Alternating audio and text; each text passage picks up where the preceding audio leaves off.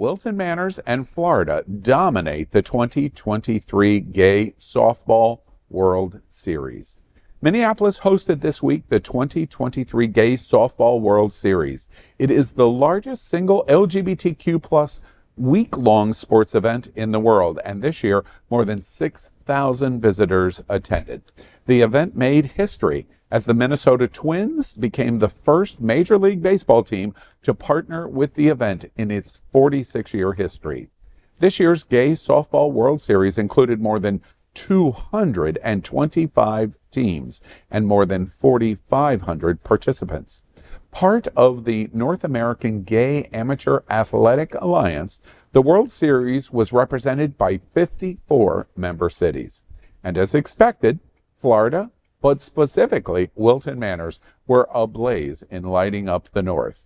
In D Division, the Pub's RIPTIDE team took first place to become national champions. They defeated Philadelphia's Tasty Cakes, third place Seattle's Revolution D, and fourth place the San Diego Peacocks, along with many other teams from across America.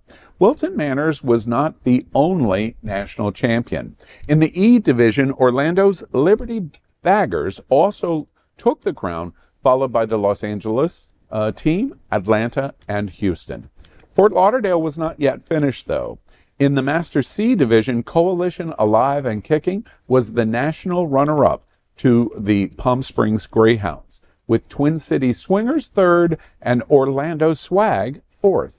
In the Masters D Division, Fort Lauderdale's Coalition Legends was the national runner-up to Atlanta Daddies, and Orlando's OGs was third, with Dallas Divas fourth. Fort Lauderdale is home to one of the world's largest collection of LGBTQ plus sports leagues, largest number of teams, and greatest number of participants. The Gay Softball's South Florida Amateur Athletic Association is one of the largest leagues in America. It is a symbol of diversity in our community, and Queer News Tonight congratulates all of our winners and participants. I think this is fabulous news.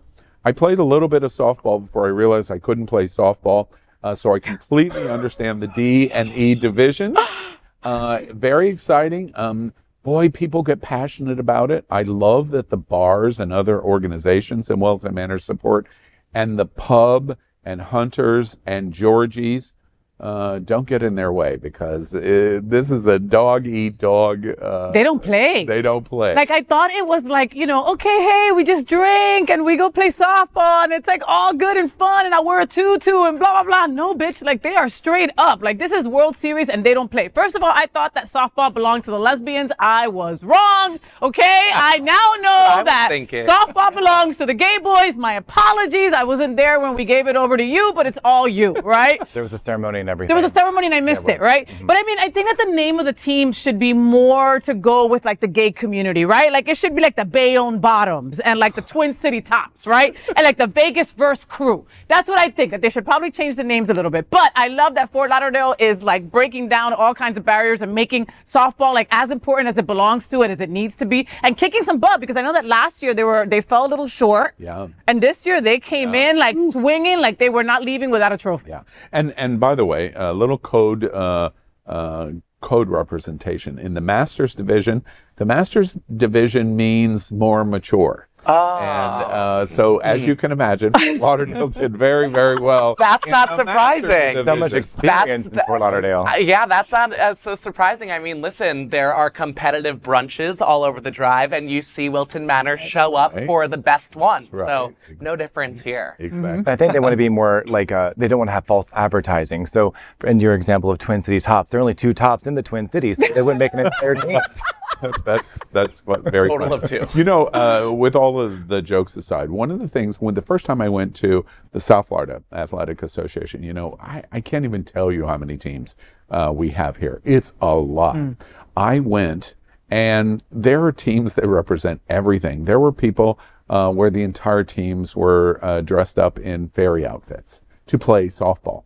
And they're competitive softball players but they do it in a very fun and cheek way. And I think it's interesting because there's no one here today to make fun of, wait, you're doing a sports story?